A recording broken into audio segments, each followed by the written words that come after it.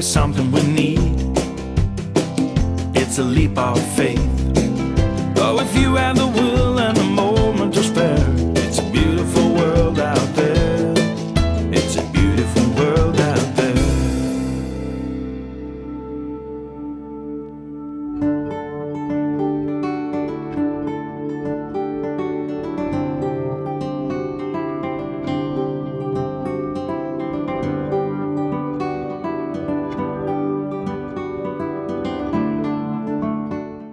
The walk starts at an informal free car park near the church in Errol and is large enough to accommodate motorhomes.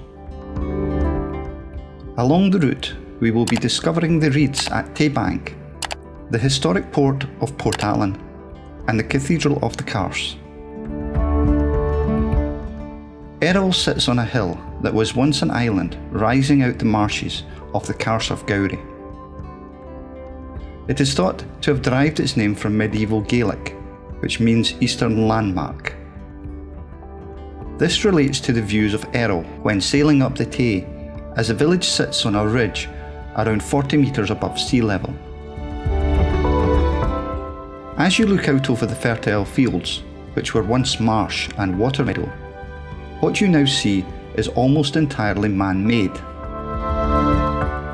These fields were first cultivated in the 13th century by Cistercian monks from Cooper Abbey in Cooper Angus.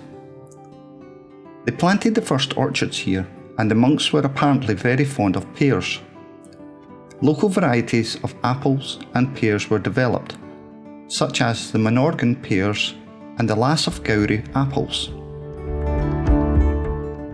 By 1810, there were over 28 orchards in the area, including Patrick Matthew's 10,000 tree orchard in Gourdie Hill.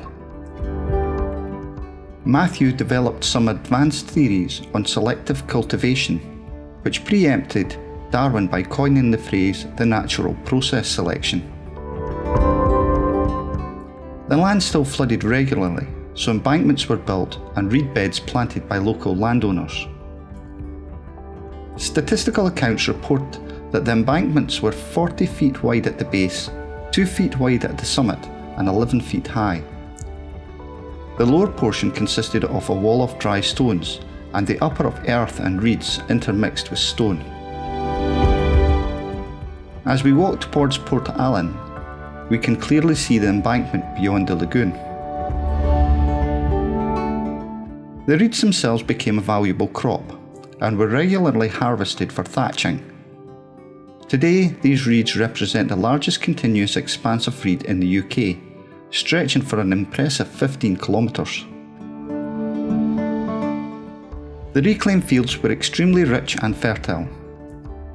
As well as the orchards, there were crops of wheat, barley, oats, turnips and peas. The crops were taken to market by boat from Portallen Harbour, by main road to Perth and Dundee, and by the railway after 1847. The ground underneath our feet is a strong clay under a black fertile loam. Not only was the ground good for crops and trees, the clay was excellent for buildings and walls. Many of the buildings in Errol were built of clay, including the building that is now the post office. Brickmaking was introduced into Tayside by the Romans, who made bricks for their armies' thermal baths in Inch to Hill. The area was worked from the 1870s by the Pitford Patent Brick and Tile Company, and later by the Errol Brick Company. Errol frost-proof terracotta bricks have been used in Stirling Castle, the Museum of Scotland and the Palace of Holyrood House in Edinburgh.